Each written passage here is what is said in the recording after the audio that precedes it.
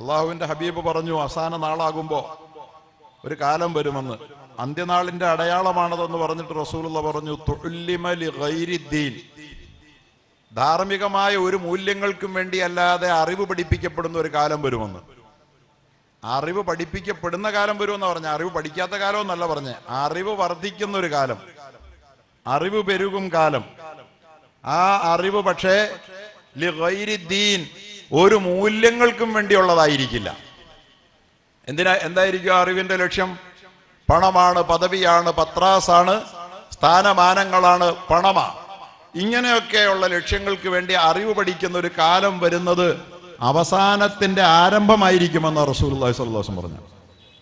ഇന്ന് അറിവിന്റെ ഉച്ചിയിലെത്തി നിൽക്കുന്ന മനുഷ്യൻ, അവൻ ഈ ലോകത്ത് അള്ളാഹു നൽകിയ അറിവിന്റെ അനന്ത സാധ്യതകൾ ഉപയോഗപ്പെടുത്തിക്കൊണ്ട് അറിവിന്റെ അത്യുന്നതമായ വീജികൾ മേഖലകൾ വെട്ടിപ്പിടിച്ചിട്ട് ഇന്ന് ലോകത്ത് മനുഷ്യനെ അറിവൊന്നും ഇത്രയൊന്നും അറിവിന്റെ മേഖലയിൽ വളരാതിരുന്ന കാലത്ത് മനുഷ്യൻ അനുഭവിക്കുന്ന സുഖസ്വസ്ഥതകളോ സമാധാനമോ വ്യക്തിക്കോ കുടുംബത്തിനോ സമൂഹത്തിനോ ലോകത്തിനോ നേടാനാവുന്നുണ്ടോ?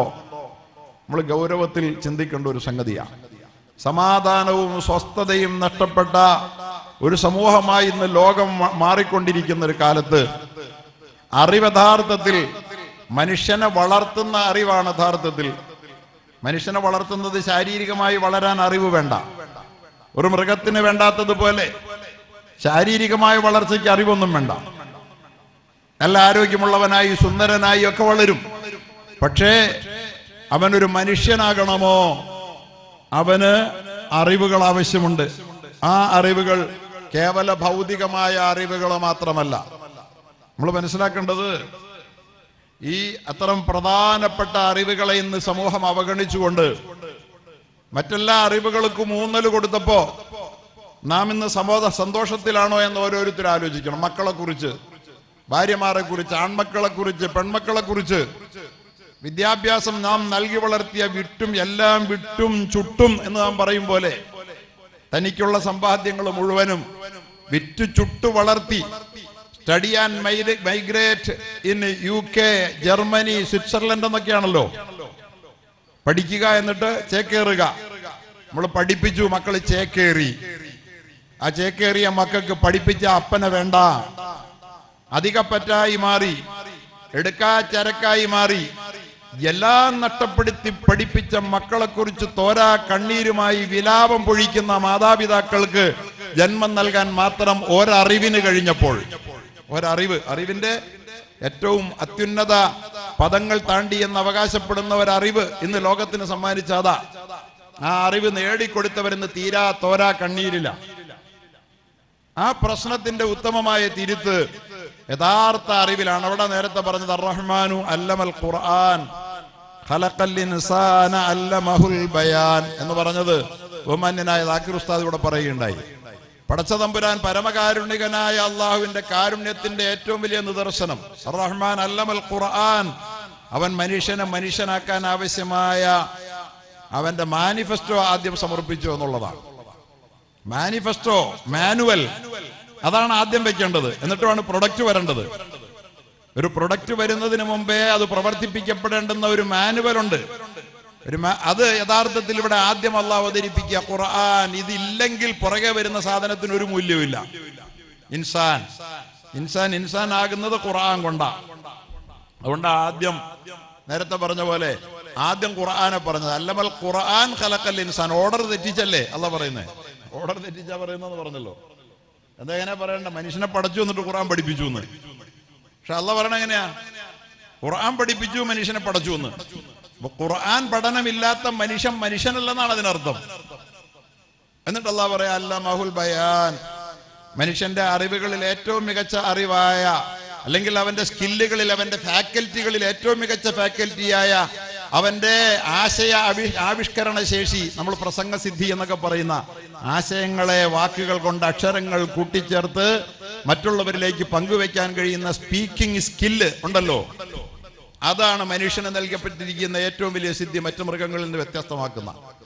ആ സിദ്ധിയെ റഹ്മാനായ അള്ളാഹുവിന്റെ ഖുർആൻ എന്ന് പറയുന്ന അത്ഭുതകരമായ മനുഷ്യനെ മനുഷ്യനാക്കി തീർക്കുന്ന ഈ മാനിഫെസ്റ്റോയെ ഇൻസാൻ എന്ന് പറയുന്ന മനുഷ്യന്റെ സൃഷ്ടികളിൽ ഏറ്റവും വലിയ മിറക്കിൾ അത്ഭുതമായ മനുഷ്യൻ, അവന്റെ ഏറ്റവും സൂപ്പർലെറ്റീവായ അവന്റെ ഫാക്കൽറ്റി, അവന്റെ ബയാൻ എന്ന് പറയുന്ന സിദ്ധി ഉപയോഗിച്ച് ഈ ലോകത്ത് പ്രചാരണം നടത്തിയില്ല എങ്കിൽ മനുഷ്യത്വം ഉണ്ടാവില്ല എന്നാ പറയുന്നതിന്റെ അർത്ഥം. ഇതിനാ 4 എണ്ണം ചേർത്ത് വെച്ചേക്കണേ. ഇതൊന്നൊന്നിനോട് ചേരണം. റഹ്മാൻ അള്ളാഹുവിന്റെ സൂപ്പർലെറ്റീവായ സിഫത്താണ്. അതുപോലെ തന്നെ ഖുർആൻ ഈ ലോകത്ത് മാനവരാശിക്ക് മനുഷ്യനെ മനുഷ്യനാക്കാൻ തന്ന ഏറ്റവും വലിയ അള്ളാഹുവിന്റെ അനുഗ്രഹമാണ്. അള്ളാഹുവിന്റെ ഏറ്റവും വലിയ സൃഷ്ടികളിൽ ഏറ്റവും മികച്ച സൃഷ്ടിയാണ് മനുഷ്യൻ. അവന്റെ ഏറ്റവും മികച്ച സ്കില്ലാണ്, അവന്റെ ഫാക്കൽറ്റിയാണ് സ്പീച്ച് സെന്റർ. മനുഷ്യന്റെ ഏറ്റവും പ്രധാനപ്പെട്ട ബ്രെയിനിലെ ഒരു പാർട്ടാണ്. അതാണ് മനുഷ്യനെ മറ്റു മൃഗങ്ങളിൽ നിന്ന് വ്യത്യസ്തമാക്കുന്നത്. ഈ സാധനങ്ങൾ തമ്മിൽ ചേരാതെ മനുഷ്യനുണ്ടാവില്ല. ഇന്ന് പഠിച്ചവനൊക്കെ കന്നാലിയാകുകയാണല്ലോ.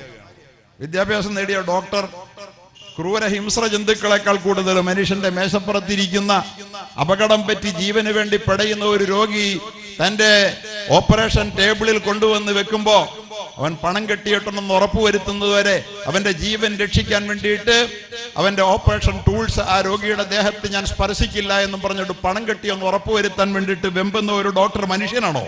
ജീവനാണ് ഇവിടെ പെടയുന്നത്.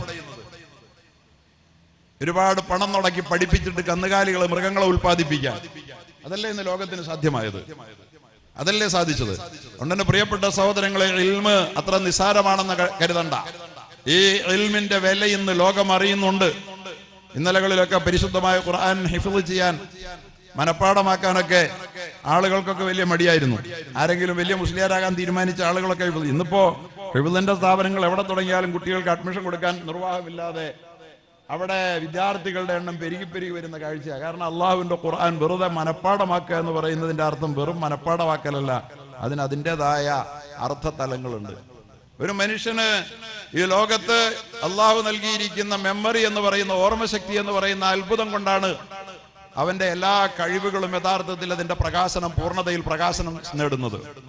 ആ ഓർമ്മശക്തിയെ അത്ഭുതകരമായ നിലയിൽ പരിപോഷിപ്പിക്കാനും വളർത്താനും പരിശുദ്ധമായ ഹിഫ്ളുൽ ഖുർആൻ ചെയ്യുന്ന കുട്ടികൾക്ക് സാധിക്കുന്നുണ്ടെന്ന് ആളുകൾ തിരിച്ചറിഞ്ഞിരിക്കുക. മെമ്മറി, അവന്റെ കഴിവ്, പഠിക്കാനുള്ള ശേഷി, അവന്റെ ബുദ്ധി, ഇതിലൊക്കെ വലിയ വികാസം ശ്രദ്ധിക്കുന്നുണ്ട്.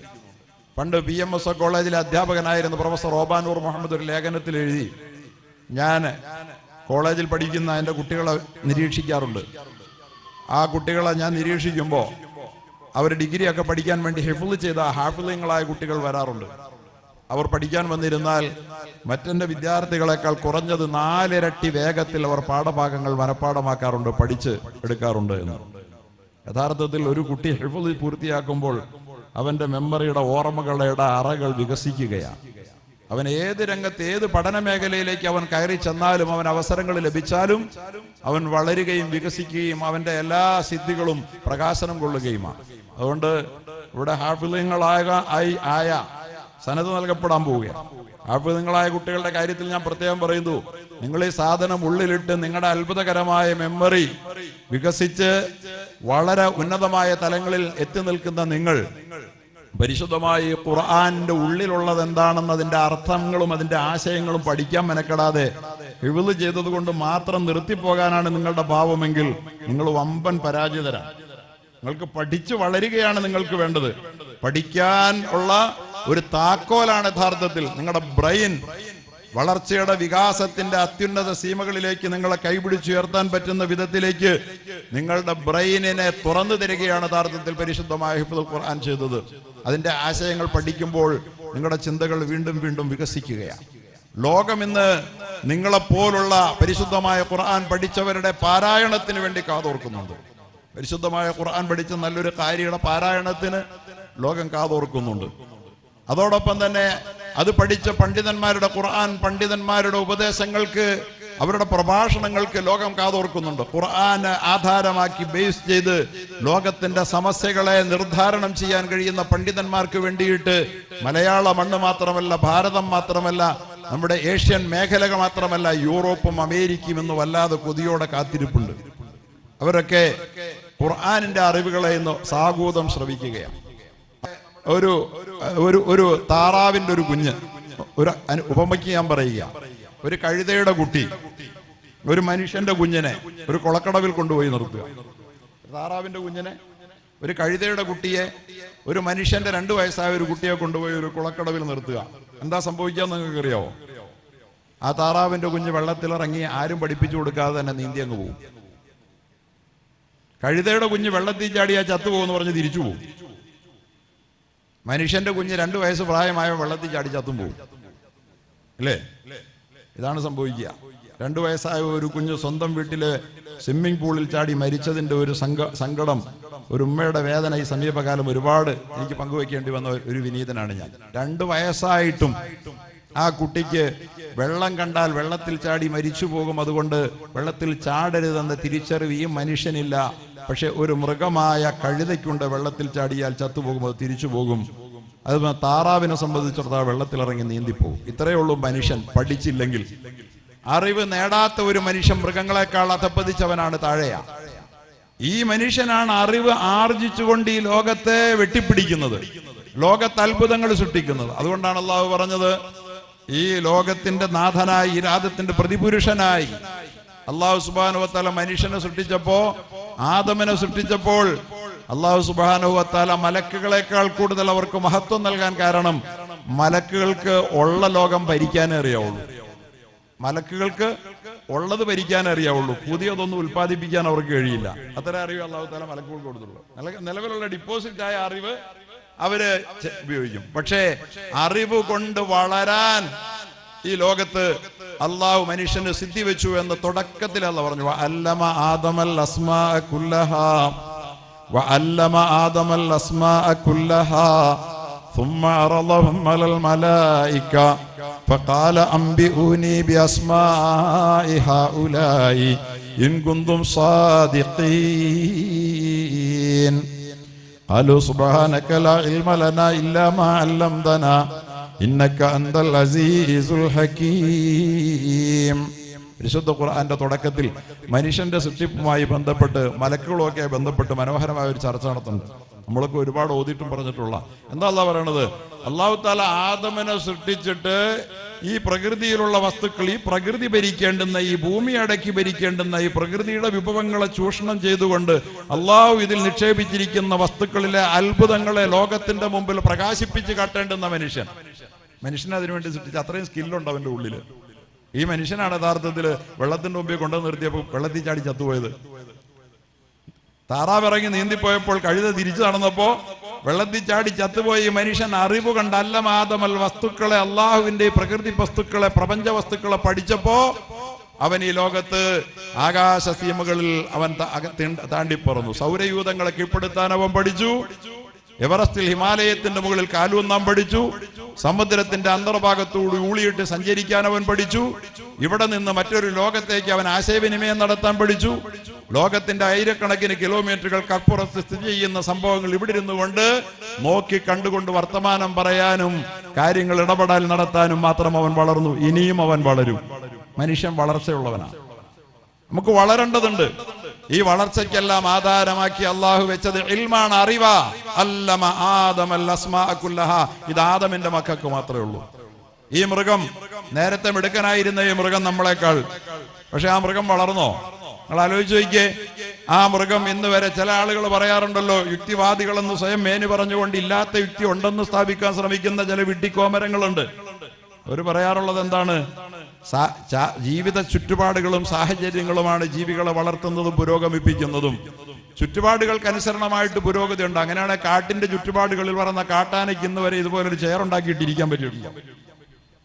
മനുഷ്യനല്ലേ ആ കാട്ടിലെ മരങ്ങൾ വെട്ടിയെടുത്തിട്ട് ഈ ഫർണിച്ചേഴ്സ് മുഴുവൻ ഉണ്ടാക്കിയത്, അല്ലേ? ആ കാട്ടിന്റെ അനുകൂല അന്തരീക്ഷം ഇന്ന് വരെ ആ ജന്തുക്കളിൽ ഏതെങ്കിലും ഒന്നിനൊരു വസ്ത്രം, ഒരു അടിവസ്ത്രമെങ്കിലും വാങ്ങിച്ച് ധരിച്ച് നാണം മറിക്കണമെന്ന് തോന്നിയിട്ടുണ്ടോ? കഴിച്ചു തുടങ്ങിയ അന്നത്തെ ആ പുല്ലും അതുപോലെ തന്നെ അതാ പനങ്കയ്യമല്ലാതെ ഏതെങ്കിലും ഒരു മൃഗത്തിന് ഒരു ഭക്ഷണ മേഖലയിൽ ഒരു പുരോഗതി ആർജിക്കാൻ കഴിഞ്ഞിട്ടുണ്ടോ?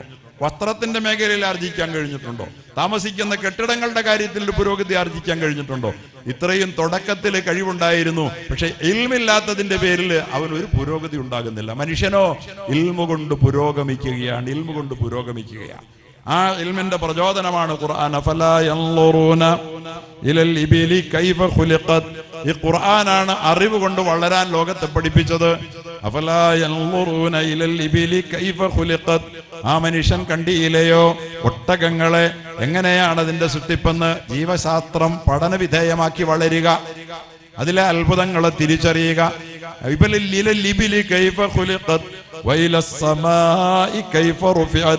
ആകാശം എങ്ങനെയാണ് ഉന്നതങ്ങളിൽ താങ്ങി നിർത്തപ്പെട്ടതെന്ന് എന്തേ അവൻ ചിന്തിക്കുന്നില്ല? വെറുതെ നിൽക്കുമോ? അനന്തകോടി ആകാശഗോളങ്ങൾ ആർത്തിരമ്പുന്നത് എങ്ങനെ?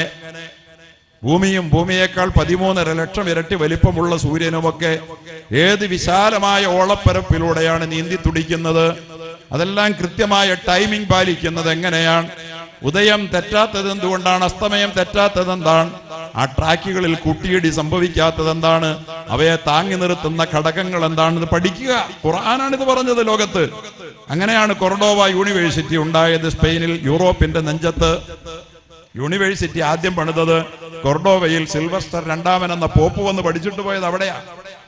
ഇന്ന് അച്ഛന്മാരുടെ കോളേജിൽ ഒരു അഡ്മിഷന് വേണ്ടിയിട്ട് നമ്മൾ തിണ്ണനിറങ്ങണം, എന്നാലും കിട്ടൂല അല്ലേ? പോപ്പുമാർ വന്ന് വിദ്യാഭ്യാസം നേടിപ്പോയത് യൂറോപ്പിലെ കൊർഡോവ യൂണിവേഴ്സിറ്റിയിലാ. കൊർഡോവ സ്പെയിനിലെ യൂണിവേഴ്സിറ്റി. 6 നൂറ്റാണ്ട് യൂറോപ്പിൽ ഇസ്ലാമിക സമൂഹം ഈ ഖുർആനിന്റെ പ്രചോദനം കേട്ട് വളർന്ന ഒരു സമൂഹം. എന്തേ ഒട്ടകങ്ങളെ കുറിച്ച് നിങ്ങൾ പഠിക്കുന്നില്ല, ആലോചിക്കുന്നില്ല? അതിന്റെ പിന്നിലെ അത്ഭുതങ്ങൾ എന്തേ? ആകാശത്തെ കുറിച്ച് നിങ്ങൾ ചിന്തിക്കുന്നില്ല? ഓരോ വെള്ളിയാഴ്ചയും ഇമാമ് മഅ്മൂമിങ്ങൾക്ക് മുമ്പിൽ നിന്ന് ഓതി കേൾപ്പിക്കണമെന്ന് അല്ലാഹുവിന്റെ ഹബീബ് നിർബന്ധമായും പറഞ്ഞു കൊടുത്ത ഇതാണ്. എന്താ അതിനകത്ത് പറഞ്ഞേ? സ്വർഗത്തിലെ സൗകര്യങ്ങളെ, സുഖ സൗകര്യാദികളെ കുറിച്ചല്ല. അള്ളാഹു നമ്മളിൽ സംപ്രീതനാകുന്ന മറ്റു കാര്യങ്ങളെ കുറിച്ചല്ല. ബയോളജി പഠിക്കാത്തതെന്ത്? ആകാശ സീമകളെ കുറിച്ച് ചിന്തിച്ചിട്ട് അതിന്റെ അത്ഭുത പരപ്പുകളിലേക്ക് ഊളിയിട്ട് കണ്ണുകൾ നട്ട് അതിന്റെ പിന്നിൽ പ്രവർത്തിക്കുന്ന പടച്ചതമ്പുരാന്റെ വൈഭവം കണ്ടെത്താത്തതെന്ത്? വൈലസ്സമായി കൈഫ റുഫിഅത് വൈലൽ ജിബാലി കൈഫ നുസിബത്. ഭൂമിയെ അത്ഭുതപ്പെടുത്തിക്കൊണ്ട് ഉയർന്നു നിൽക്കുന്ന, ആകാശം മുട്ടി നിൽക്കുന്ന പർവ്വതങ്ങൾ നിങ്ങളുടെ പഠന വിഷയമാകാത്തതെന്ത്? പർവ്വതങ്ങൾ പഠിക്കണമെന്നേ ഖുർആൻ പ്രചോദിപ്പിച്ചതാണ്. വൈലൽ അർളി കൈഫ സുതിഹത്ത്. ഉരുണ്ടതെങ്കിലും മനോഹരമായി പരത്തിയിട്ടതുപോലെ അനുഭവപ്പെടുന്ന ഈ ഭൂമിയെ എങ്ങനെയാണ് അണിയിച്ചൊരുക്കിയതെന്ന് എന്തേ ആലോചിക്കാത്തു? ഇതാണ് എല്ലാ വെള്ളിയാഴ്ചയും പോയി കേട്ടേച്ച് പറഞ്ഞേ. എന്നിട്ടും മുസ്ലിം സമുദായം ഒരു പള്ളിക്കൂടം പോലും ഉണ്ടാക്കിയില്ല. ഈ അടുത്ത കാലത്ത് കാശ് കിട്ടുമെന്ന് പറഞ്ഞപ്പോൾ പള്ളിക്കൂടം ഉണ്ടാക്കിയത്. സെൽഫ് ഫിനാൻസ് സ്കൂളുകളും കോളേജുകളും വന്നപ്പോഴാണ് പള്ളിക്കൂടം ഉണ്ടായത്. കാരണം കാശിന്റെ വക അതാണ്. മറ്റേ കച്ചവടമായിരുന്നു നമ്മുടെ ആകപ്പാട്. കാരണം അതിനാണുള്ള കാശ്. ഇപ്പൊ പള്ളിക്കൂടം ആശുപത്രിയും കച്ചവടമാണെന്ന് വന്നപ്പോൾ കാശ് കിട്ടുമെന്ന് അറിഞ്ഞപ്പോൾ നമ്മൾ പള്ളിക്കൂടം ഉണ്ടാക്കി, കാശിന് വേണ്ടി മാത്രം. ഈ ആയത്ത് എത്ര കാലം കേട്ടതാ? നമ്മളോട് ഇൽമു പഠിക്ക്, അതിന്റെ പിന്നിൽ പ്രവർത്തിക്കുന്ന അപാരമായ ശക്തിയെ കുറിച്ച് നിങ്ങൾ ആലോചിക്കുക എന്ന് നമ്മളോട് പഠിപ്പിച്ച ഈ ഖുർആന്റെ വിളംബരം കേട്ടുണർന്നാണ് യൂറോപ്പിന്റെ നവോത്ഥാനത്തിന് വിത്ത് പാകിയ 600 വർഷക്കാലത്തെ മുസ്ലിം സ്പെയിൻ ജ്വലിച്ചു നിന്നത്. എനിക്ക് കഴിഞ്ഞ ദിവസവും മുസ്ലിം സ്പെയിനിനെ കുറിച്ചുള്ള പുസ്തകം വായിക്കുകയുണ്ടായി. വാസ്തവത്തിൽ അത്ഭുതം കൊണ്ട് നമ്മളെല്ലാവരും അമ്പരന്ന് പോകും. അത്രയും വലിയ അത്ഭുതം ഖുർആനാണ് അവർക്ക് നൽകിയത്. എന്തുകൊണ്ട് യൂറോപ്പിൽ ഇത്ര വലിയ നവോത്ഥാനം ഉണ്ടായെന്ന പഠനം എത്തിച്ചേരുന്നത് അതിനു മുമ്പ് 600 കൊല്ലം അവിടെ മുസ്ലിമീങ്ങൾ ഭരിച്ചു എന്നുള്ളതാണ്. ഇത്രയും വലിയ അറിവിലേക്ക് അവരെ കൈപിടിച്ചാനയിക്കാൻ 6-ാം നൂറ്റാണ്ടിന്റെ അള്ളാഹുവിന്റെ പ്രവാചകന്റെ കാലത്തിന് 1-2 നൂറ്റാണ്ടുകൾക്ക് ഇപ്പുറം യൂറോപ്പിന്റെ നെഞ്ചകത്ത് ഇത്രയും വലിയ വിസ്മയങ്ങൾ മുസ്ലിമീങ്ങൾക്ക് സൃഷ്ടിക്കാൻ കഴിഞ്ഞതിന്റെ പ്രേരണാശക്തി എന്തായിരുന്നു? അതിന്റെ പേരാണ് ഖുർആൻ. അതാണ് ഇവിടെ പഠിപ്പിക്കപ്പെടുന്നത്. പക്ഷേ ഖുർആൻ പഠിച്ചിട്ട് താക്കോല് കയ്യിൽ വാങ്ങിയിട്ട് ഏത് പഠനത്തിന്റെയും വിശാലതകളിലേക്ക് കടന്നു പോകാൻ കഴിയുന്ന വിധത്തിൽ അവന്റെ ചിന്തയെ തട്ടി ഉണർത്തിയിട്ട് അവന്റെ ഓർമ്മകളുടെ അറകളെ തുറന്നിട്ടിട്ട് എല്ലാം പഠിച്ച് അവനത് കൊണ്ടുപോയി ഭരണത്ത് വെച്ചിട്ട് പിന്നെ പഠനം തുടരാൻ താല്പര്യപ്പെടുന്നില്ലെങ്കിൽ, അല്ലെങ്കിൽ കേവലം പണം വർദ്ധിപ്പിക്കാനും അതുപോലെ തന്നെ വലിയ സുഖസൗകര്യാദികൾ പെരുപ്പിക്കാനും മനുഷ്യനെ മനുഷ്യനാക്കി തീർക്കാൻ ആവാത്ത മൃഗതുല്യനാക്കി അധപ്പതിപ്പിക്കുന്ന ഡോക്ടർമാരും എഞ്ചിനീയർമാരും മാത്രമായി മാറാൻ. എല്ലാ ഡോക്ടറും എങ്ങനെയാന്നല്ല ഞാൻ പറയുന്നത്. ദൈവബോധമില്ലാത്ത, ഉള്ളിലെ മനുഷ്യത്വത്തെ തട്ടി ഉണർത്താത്ത, താൻ പഠിച്ച അറിവുകളിലൂടെ കടന്നു പോകുമ്പോ ആ അറിവുകൾ ബയോളജി ആകട്ടെ, ഫിസിക്സ് ആകട്ടെ, ബോട്ടണി ആകട്ടെ, സുവോളജി ആകട്ടെ, അതുപോലെ തന്നെ മറ്റെന്തെല്ലാം ശാസ്ത്രമായിക്കൊള്ളട്ടെ, ഭൂമി ശാസ്ത്രമാകട്ടെ, എല്ലാ ശാസ്ത്രങ്ങളും പഠിക്കുമ്പോ അതിന്റെ പിന്നിലെ അത്ഭുതങ്ങൾ കണ്ട് ഞെട്ടിത്തെരിച്ചു നിൽക്കുകയും ആരാണ് ഇതിന്റെ പിന്നിൽ പ്രവർത്തിക്കുന്ന അജയ പ്രഭാവൻ എന്ന് ആലോചിക്കുകയും ചെയ്യുന്ന ഒരു ചിന്ത ചൂടുപിടിച്ച ഒരു സമൂഹത്തെ ഈ ലോകത്തിൽ ഉൽപ്പാദിപ്പിച്ചാൽ അവൻ ഈ ലോകത്തൊരിക്കലും മനുഷ്യകുലത്തെ യഥാർത്ഥത്തിൽ മനുഷ്യകുലത്തിന് അവന് ഭീഷണിയാകാൻ കഴിയില്ല. ഇന്ന് മനുഷ്യന് ഭീഷണിയാണ്, അല്ലേ? മനുഷ്യന് ഭീഷണിയാണ്.